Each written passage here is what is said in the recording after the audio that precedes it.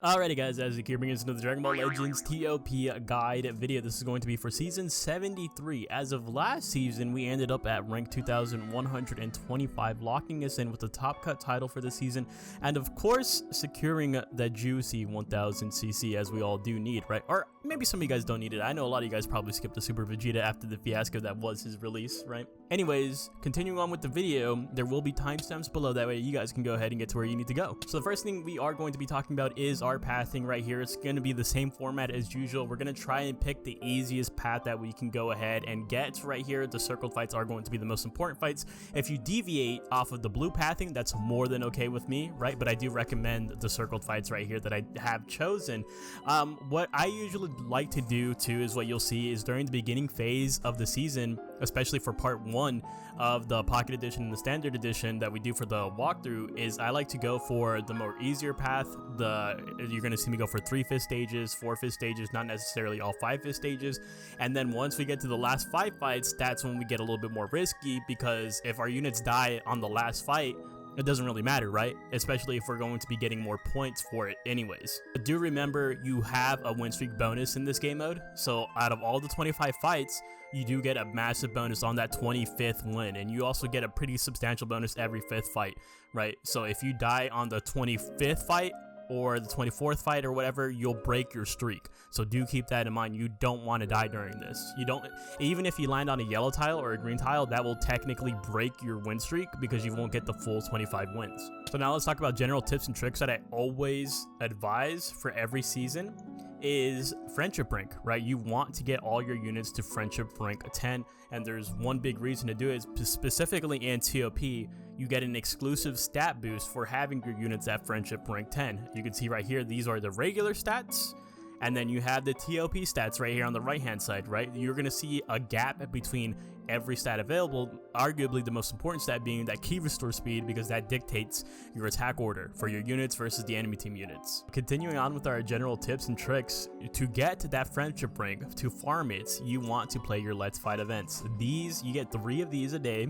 It's only for 1 unit, but this is a sure way to quickly level up that friendship rank. And if you like a slower pace thing, well, obviously it's limited, right, for the Let's Fight events. If you want to continue grinding your friendship rank, you can go to part 6, book 1, chapter 8. This is a fight against Super Saiyan 3 Goku. This is the best stage outside of the events for story mode, so you can farm your friendship rank. This takes way longer. It takes ages to get your friendship rank up with this, but this is, as of right now, the most efficient way to do it, unfortunately.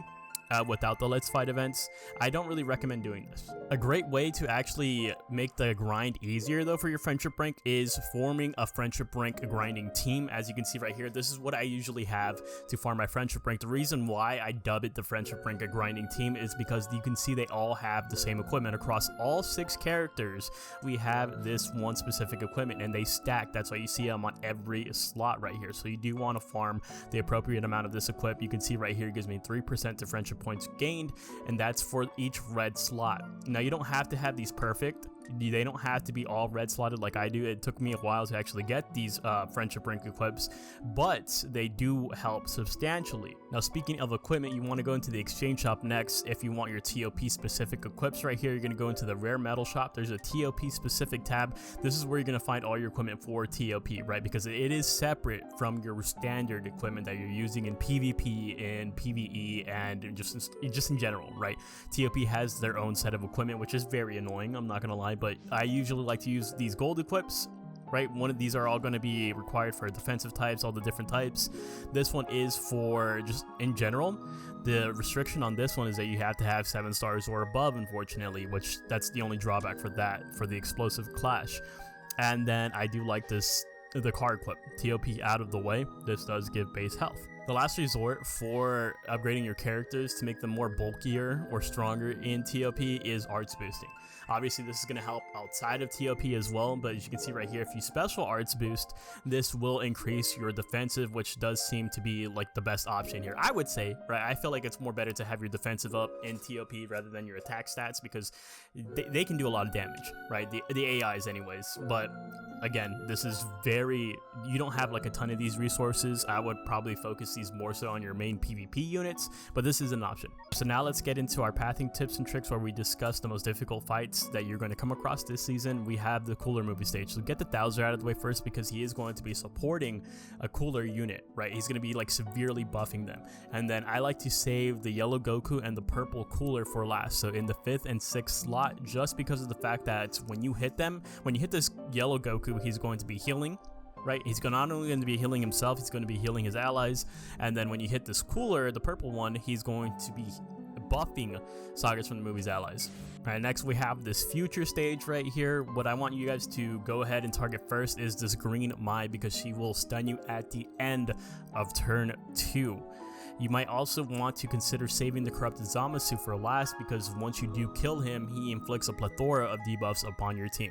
So next fight, we do have this pseudo god key stage, kind of. I mean, it has double stuns here. You do have to keep that in mind. So if you can kill both of the stunners, which is going to be the green bears and the purple Whis on turn 1, that's optimal. That's going to be the best option right there. But if you can only get one of them out of the way, then that's suitable as well. If you only have the option of getting one of them out of the way, I do suggest the purple Whis, but make sure you give yourself enough time to kill the yellow Piccolo before, round 3, right? Because round 3 is when he gets that guaranteed super, so do be cautious of that. Alright, so next fight we're going to be looking at is the Hera Clan squad. So I like to go for Bujin first. The reason why I go for Bujin first is because at the start of the 2nd turn, he will stun you. So you want to kind of just avoid that altogether. So next we have this Android stage with Fat Boo, so almost like regeneration, right? So what I want you guys to do here is to kill the green 21, because she has a stun I believe it's at the start of turn 2. It's either at the start of turn 2 or at the end of turn 2. Either way, you want to avoid that altogether. And then I do advise you killing this yellow 16 last, because he does buff Android allies upon death. Alright, so next we have this double Pycon stage. The biggest threat here is this red Pycon, because he is going to go ahead and super attack you at the start of turn 3. So obviously you want to go ahead and kill him before he does that. Another downside of this is that if you do have a Sagas from the movies / powerful opponent units, like I think they have to be both. This yellow Pycon will stun you and debuff you. This Tien is going to debuff you. There's nothing you can really do about that. So make sure you get the Pycon out of the way, and then I probably would say go for the blue Tien, because those two are going to be the main damage dealers here. So next we have this free-to-play stage. We're pretty familiar with this one right here. The main unit that I like to get out is the purple Boo, just because he will stun you at the start of turn 3. Other than that, it should be fairly simple. So next we have the Super Saiyan 3 stage. This isn't necessarily a difficult stage, but for my regeneration players, there's 2 units that have buffs against regeneration here, which is this yellow Super Saiyan 3 Goku and the purple Super Saiyan 3 Goku. So probably take those guys out first, right? Alright, so next we have this God Key stage, kind of, right? So you do have Beerus stunning here, but don't let that distract you, because this Super Saiyan Blue Kaioken Goku, he super attacks on the start of turn 2. So what you want to do is you probably want to just go ahead and kill him first and then try to go for the Beerus. If you can get both of them turn 1, brilliant. That's perfect, right? But you don't want to risk getting super attacked by the Super Saiyan Blue Kaioken. I'd rather get stunned at that point. Next, we have this Boo Saga kind of stage right here. Pretty much you just want to kill the yellow Goten first. Goten will super attack you at the start of turn 2. He has a pretty high Q restore speed too. Right, so next we have this Piccolo stage. Biggest threat here is going to be the Yellow Legends Limited Piccolo. Again, he does have that super attack at the start of turn 3. You do have some time to take out some of the surrounding units before targeting him, right? But just be aware of his super attack. Alright, so next we have this Bojack stage. You want to kill that red Bojack before turn 2, because he does get the super attack that turns into his awakened arts. So not only is he going to be doing a good amount of damage to you, but also transforming, upgrading his stats. Just get rid of him before he gets a chance to do that. And now we see the return of this yellow-blue stage. This stage is pretty annoying, I'm not gonna lie to you guys. What I like to go for here is getting this Nappa out of the way first, because he does debuff you at the start of each turn pretty significantly too. And then this Tien, he has probably the most damage on this team. And then Jiren, because this Jiren will transform, I believe it's at the end of turn 2, and then he gets the green card mechanic where he's able to like mitigate strike arts if you guys are running strike based teams and stuff like that. Krillin will flash you, nothing you can do about that, and then Hit will mitigate a regular strike or blast arts card. Alright, so next we probably have the most annoying / difficult fight of the season right here. It's Future. right? It's a cohesive future team, and there's 3 greens. So what I'm going to tell you guys right now is don't bring a blue unit to this fight. This Rose, he has high key restore speed, and he gets a guaranteed super attack right off rip. So yeah, if you do bring a blue unit in for this fight, you have to have a cover change for him ready to go, such as the Zenkai Green Piccolo. That's probably going to be our strat, or we're going to bring a couple. We're probably going to bring 2 purple units this season. I don't know. Next, we have this all cell fight right here. I do recommend going for the yellow support cell first, and then going for the suicide cell at the end, because he will debuff you once you do hit him. And for the last fight, we are going to be going up against Universe Reps right here, a 4-fist stage. If you do want to go for the 5-fist version, that's fine. I'm gonna let you guys know right now, there's a stun right here, right? There's already a lot going on with this fight, so if you guys don't want to, because you can't avoid the stun from the purple Jiren right here, right? That's why I even went for this one in the first place. I think this is going to be the easier option, but of course it is your last fight. If your units die, if you want to just go ahead and take on the more difficult fight, then that's definitely, of course, up to you at your discretion right here. I'm just giving you guys the easier option. So now moving on to our top teams, we're going to be firstly taking a look at the girls squad. Girls are usually on top when it comes to ToP. And this is not going to be a different season right here. This is the rank 1 player I have on the right hand side, and I'm going to tell you guys straight up right now, there's not really anything too special about these units right here. There's no big damage dealers, there's no big debuffers here. So I think this is going to be a very tough team to run. You have to play it very conservatively. Obviously, the biggest thing about this guy's team right here is that they're all Z tier units. I would say that what you want to do, for me personally, if I'm making this team, if I'm running this team, I'm throwing KO on here, right? She is an S tier. You're going to have to dive to a lower tier. Yeah, sure, whatever. But she is a healer. I feel like healing is just so valuable. It's too valuable even. And even if you do want to go into S tier and pick up some more like beefy characters right here, there's good Zenkais in S tier. Like you have this Zenkai Caulifla, this Zenkai Kale. This guy has, or this girl has, an indiscriminate cover change right here, right? Doesn't matter what HP level they are. That's really solid, right, overall. And if you guys, I know most of you guys always ask the question, what if I don't have 1000-day Bulma? You can use this purple Mai right here, because she doesn't do all the effects of 1000-day Bulma, but she does buff your entire board, which is still valuable. Alright, so next thing we're going to be talking about is Universe Reps, is what I should say right here. So this person right here is rank 25, and he only has 2 Z tier characters on his team right here. If you look at S tier, most of his units are right here, right? And this is huge. So he does have the Kale that we were just talking about on the girl squad right here, the indiscriminate heals, right? And then you have the cover change right here for Kale. You have some pretty decent stuff right here with this purple Vados. Purple Vados can be replaced by the purple Bergamo, also in the EX rarity. This hit pretty much doesn't do, I don't think he does anything that special or anything like that, but you also have like Zenkai units. The more Zenkai units, the better, is basically what I'm going to go ahead and say, because they're going to have the Zenkai padded stats. They're going to be a little bit more difficult to take down overall, right? And then as for your backup units, that's where you can get a little bit silly, right? Because this person, he has A tier units, or he has S tier units in his backup, I'm sorry. He does have the yellow Champa, who does have a stun, which isn't necessarily bad or anything like that, but I don't think that Champa is all that good. If you want to hop into A tier though, you can pick up another healer, right? If you want double heals, that's a strong comp right there. That's a strong composition. And if you want to go into C tier, where all your juicy units are, right? Especially if you're only planning on using these units on backup for when there's a difficult fight or something like that, this guy gets 2 ultimates, bro. Or he gets a special move and then he gets an ultimate. He is broken. He's probably one of the most broken damage dealers in the entire ToP game mode. And so I would not fault you for wanting to bring this guy in. And of course, you can always bring in this Goku and Final Form Frieza. The Go Frieza, they are also brilliant for the squad. There's a ton of amazing units that this team has to offer. Like I said, don't be scared of C tier units, man. You can at least bring 1 or 2 of them to your team composition and still be a-okay in terms of getting that 1000 juicy CC. Obviously, if you're going for rank 1, maybe not. But for getting that CC, getting the job done, yes. Alright, so next thing we're going to be talking about is the Hybrid Saiyans. So this person's rank 35 with hybrids. That's really good. That's usually hybrids will hover around maybe breaking into the top 100, most of the time a little bit lower than top 100 right here, but this is pretty solid for them, right? So let's go over what they have in Z tier right here. You don't really have great units in Z tier. I'm not gonna lie, like a lot of people bring this guy in, but he's not doing a ton of amazing stuff, right? Like the first ability relies on him dying. You don't want that unit to die, right? This guy's all right. He's more greedy with his abilities, right? He wants his strike damage. He gives himself strike damage, and then he wants Vegeta clan or hybrid to die to get that extra buff right there. Kind of right? But then you go into S tier, you have this Zenkai Trunks. We're going to go into him a little bit later, but he's not bad. He's not broken or anything like or at all, but being S tier and a fresh Zenkai unit, that's valuable in its own right. You also have this Goten right here, S tier, and he is massively valuable because he gets a guaranteed super attack. He heals himself, he has high key restore speed, and he's also buffing 2 allies in range, as you can see right there from the highlighted tiles, right?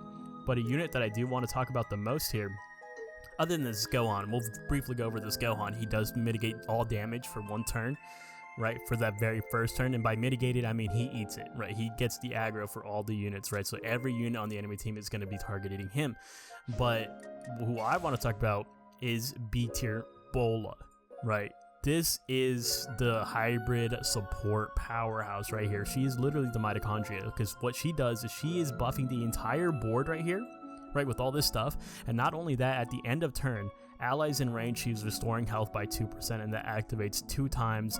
Plus she's giving 10% to damage inflicted. She also has all this other stuff right here. She has a coverage change for everyone on the board, bro. It is health restricted, unfortunately, but this is solid. She is amazing for the tag right here for hybrids, right? I think it's valuable to bring her in. And if you don't have Bola for heals, you can always bring in this guy, which is what I do see a lot of people doing, is this EX Green Goku, because he does heal allies by 5%, only in this range right here, which is going to be to the left and to the right of him, but it's indiscriminate, right? And the reason why I see a lot of people use him for hybrid specifically is because a lot of these hybrid units do buff a Sun family, and so I guess that's the reasoning for it, which makes sense. So next team we are going to be talking about is the Saiyan squad. So this is another one of those teams where I love this team just because of the fact that there's so many replacement options. All right, so let's talk about the units that don't really have a replacement, or what makes this team really cohesive in the first place right here. I'll just kind of tell you how this team ticks, right? So you have this Vegeta who's getting 50% to his special move every single fight, right? So he's super attacking every other fight as long as he's above 40% HP, which usually is going to be the case. This guy's going to be the healer. We talked about him a little bit on the hybrids team. Indiscriminate heals to the left and to the right of him at the start of the second turn by 5%. You also have this young Nappa right here, who's personally giving a buff to Vegeta units and is debuffing all of the enemy team. And in Nappa fashion, this guy's also debuffing all of the enemy team. Both of those Nappas are pretty solid for the team. That yellow Broly can be replaced by this guy right here, who is a healer. Well, so already 2 healers right there. This Fasha is a healer for specifically Bardock members, so he's going to be healing that Tora right here. This unit is meh, but just 4 points and stuff like that. And then as for this grade 8 Vegeta, he's not doing anything too significantly crazy right here. He is a strong red unit, but it's not like he's super attacking every single fight or every other fight like the other Vegeta is. He gets 50% to own special move gauge charge rate, not just straight up to his gauge, right? So out of all these units, if you want to swap this guy out for another unit for a different red, then go ahead and do so. This guy is from C tier, so if you want to pick up any of these units from C tier, go ahead and do so, right? Like you can replace the Broly, you can replace the Vegeta. Even if you don't have some of the other characters, they are replaceable. An S tier alone, you have this guy right here who does get a guaranteed super attack at the start of the second turn, or start of the third turn, I'm sorry, because he gets the 100% at the end of turn. But still, this guy being an S tier, that's huge. You can build, I don't know, you can do a Sun family, Vegeta clan, all that good stuff. There's so many options right here, and that's why Saiyan is extremely versatile. And so finally, the last thing we're going to be going over is Regeneration, aka the team that we will be using throughout the run. So let's go ahead and start off with our Z tier units. The only good unit here, in my opinion, is this yellow metal cooler. We are going to go ahead and pick him up. If you don't have him, you can easily go into A tier. There's actually some decent options right here, including this yellow cell, who does have support for your team, and even this free-to-play yellow cell. He's not the best or anything like that, but he's definitely not the worst. Plus, if you have him at 14 stars, he can still be a viable option. I know some people actually do like going into S tier and picking up this healer Piccolo too as well for their yellow unit. Just do keep in mind that he does have good utility with the heals, he does not have good defenses, and he does not have good damage. And so sticking to S tier right here, I want 2 purples for the season, and that's where both of my purples are going to be right here. This Cell, he has good debuffs, and then this Buhan as well, he does have damage mitigation. He doesn't buff regeneration, but he does buff blue and purple at the very least, so we're going to go ahead and have to just go ahead and live with that. And then we also have another Buhan right here with, or another Boo unit at least, and he does have the bubble shield as well. He's not going to be bad at all, plus he's going to be getting Zenkai buffed. Next in A tier, we do have the Zenkai Piccolo. I want this guy to basically cover change for some super attacks, specifically from Ultra Rose. And we also have this Buhan. He's going to be our designated red damage dealer. If you don't have him, you guys can go ahead and go into B tier and pick up the Red 21. I'm going to be real honest with you guys, this Red 21 probably does more damage than my Buhan does, just because of the fact that she's 14 stars with the Zenkai buffs compared to my Buhan only at 6 stars. And also, you could maybe even bring in this perfect Cell right here. He is going to be getting a Zenkai soon, and he's in the same tier as the Red 21. As for B tier, we do have the Boo tanks, a guaranteed super attack, and then C tier, we have our Super Baby 2, our designated healer. If you guys need any replacements for this team, please do let me know in the comment section down below. Alright, so let's briefly go over the new units right here. First off, we have Super Vegeta. Let's take a look at his max stats right here, ToP stats. Key restore speed 2400, probably can get up to 2500. He does have the blue card and the ultimate for his abilities. He gets 100% to damage inflicted, already pretty good. Damage reduction on strike or blast, that's arts attack. He inflicts attribute downgrade plus 10% to damage received. Inflicts attribute downgrade minus 20% to health restoration, and on strike or blast arts hit plus 10% to damage inflicted after receiving an attack, 10% to own special move damage inflicted, 10% to own ultimate damage, and inflicts enemy with attribute downgrade minus 5% to damage inflicted. And every time this character defeats an enemy, you restore your own health by 1% and 30% to your special move gauge. That's pretty solid. This is a lot of stuff. It's a lot of text that he has in his kit. And then for that's just the first ability too. He does have cover change for strike arts, but it is health gated by 30%. And at the end of the second turn, he gets 10% to damage inflicted by allies, wow, in this range, and 5% to key recovery. So he has a little bit of support thrown in here as well. I like that. And at the start of the third turn, 30% damage inflicted, minus 5% to damage received, 40% to key recovery, and you upgrade your special move. At the start of the fourth turn, 3 enemies or less remaining, you straight up get 50% to your own special move gauge. You inflict enemy with can't attack for 1 turn, and you inflict all enemies. Oh, so yeah, so he's like a closer. He's not going to be doing crazy in the beginning, but he's closing out these fights strong. He's finishing these fights. He's pretty good. So next we have 16, so we got some android buffs right here too. So display maximums, and you guys already know androids is a great team for ToP. Key restore speed is very low, 2246, can probably get up to 2400 maybe at friendship rank 10, maybe a little bit below. Does have the blue card and the ultimate arts right there. At the start of the battle, you do get 80% to damage inflicted and damage reduction by 20%. At the start of turn, 15% to strike damage. You nullify attribute downgrades, nullify abnormal conditions. On receiving an attack, you restore your own health by 5%. Or that's against unfavorable elements. And then 5% to own damage inflicted, 10% to own special move gauge, and you inflict all enemies with attribute downgrade minus 5% to key recovery. That's pretty good. On special move or ultimate arts activation, 20% to damage inflicted for 2 turns, 20% to key recovery for 2 turns. He does have a strike cover change, health gated by 30%. At the start of the first turn, you activate special action, 20% to damage inflicted, 2 turns, 20% to key recovery for 2 turns, and 5% to special move gauge. After receiving an attack on health of 70% or below, you restore health of allies in range by 1%. I mean, that's pretty, I would have not want. Why is that health gated? That kind of sucks. 10% to own damage inflicted and 20% to own special move gauge. After receiving an attack, own health is 40% or below. Restore own health of allies in range by 1%. That's such a low percentage, only 1%, huh? 15% to own damage inflicted and 20% to own special move gauge. Upgrade your special move arts. I mean, it's not he's not terrible, bro. Like, he's not terrible, but I think they looked into it too much. Like, they they were really like treading on giving him good stuff, but not making him too good for the ToP kit, which is weird. Next, we do have this free-to-play cell that we've briefly looked over. So we already have him, 14 stars, 2,300 for his key resource speed. Obviously at friendship rank 1, has the blue card. First ability is 60% to damage inflicted, 20% to damage reduction, 10% to Q recovery, and before receiving a strike, blast, or special move arts, minus 5% to damage received. According to battle turn, first turn 15% to damage, second turn 15% to damage, third turn. So he's ramping up right here.